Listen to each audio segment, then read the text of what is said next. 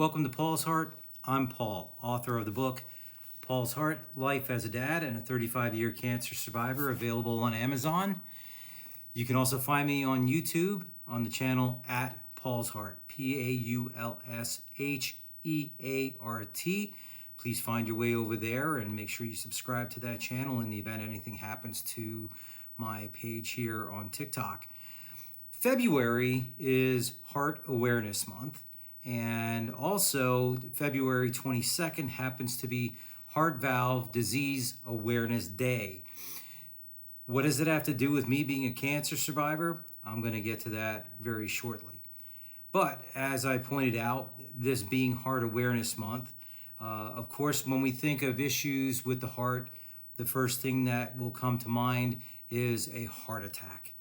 And the importance of recognizing when you may possibly be dealing with a heart attack or approaching one. You can have symptoms such as a tightness in the chest, squeezing, some sort of pressure. You may have pain in the left arm. There's shortness of breath, nausea, or vomiting, sweating. There's lightheadedness, drowsiness or dizziness, fatigue, sometimes jaw pain, indigestion, and even anxiety can be a sign of a heart attack. Now, my first exposure to someone close to me having a heart attack would have been my father.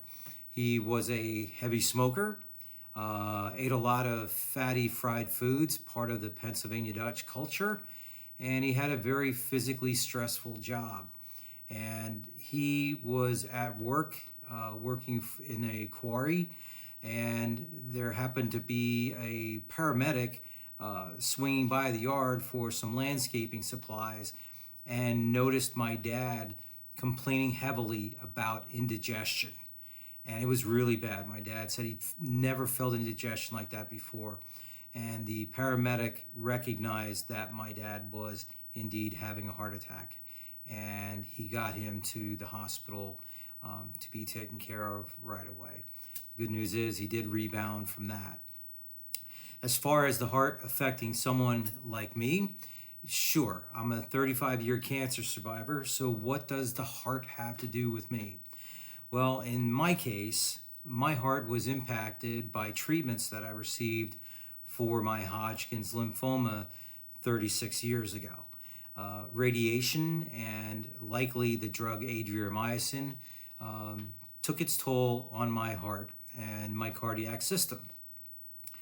So I had mentioned throughout videos here and in my book, the whole thing that I went through with, denying I had symptoms, ignoring that I had symptoms, or whatever. But basically, just over 16 years ago, it'll be 17 years in April, that I had to have my emergency bypass surgery. And that was because of my late side effects from my treatments for Hodgkin's lymphoma.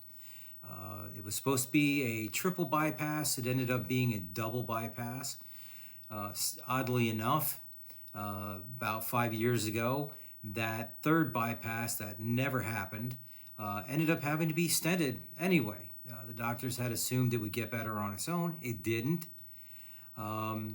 But getting back to that original bypass, I can tell you the chest tightness that I had when I hear anyone of my fellow survivors especially making that complaint about a chest tightness over the left-hand side, I tell them to get right away to the emergency room, because there's a pretty good chance that they're having a heart attack or about to.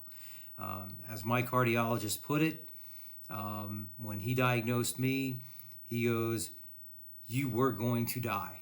It wasn't a question of if, but a question of when." And the fact that you ignored that symptom that you had for close to 4 months, and you came to see me that day, that saved your life.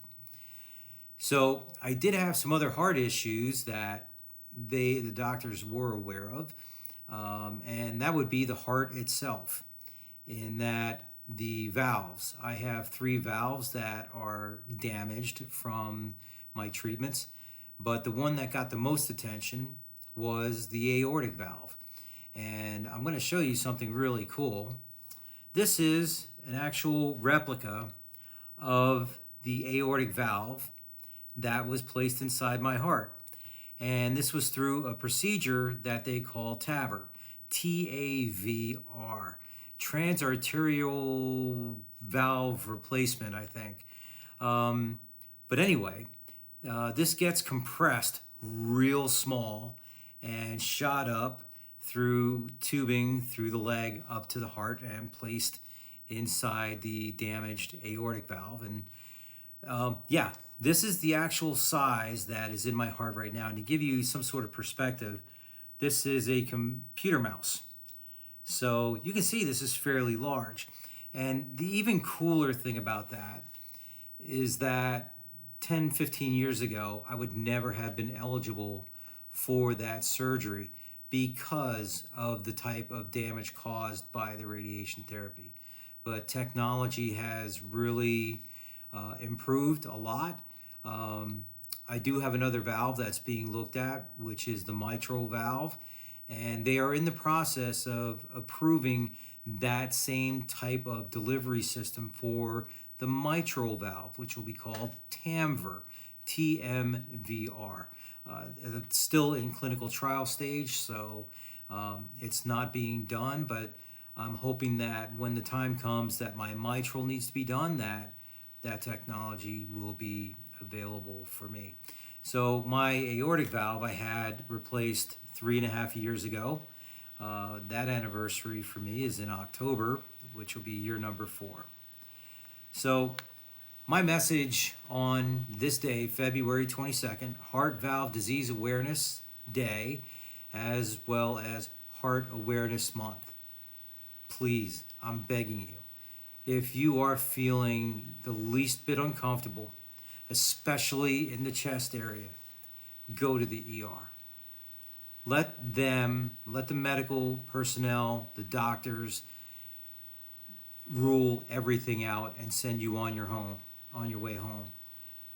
But if they do diagnose you, it'll be the best decision that you ever made to get there when you did. Again, I'm lucky and I know it, but I was 42 years old when I had that first heart surgery, and I'm now 58 or 59. I keep forgetting that. I am 59 years old. So I am going to be approaching 17 years as a cardiac survivor on top of the 35 years as a cancer survivor.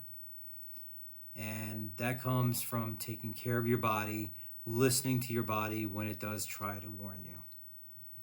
Until next time, this is Paul's Heart.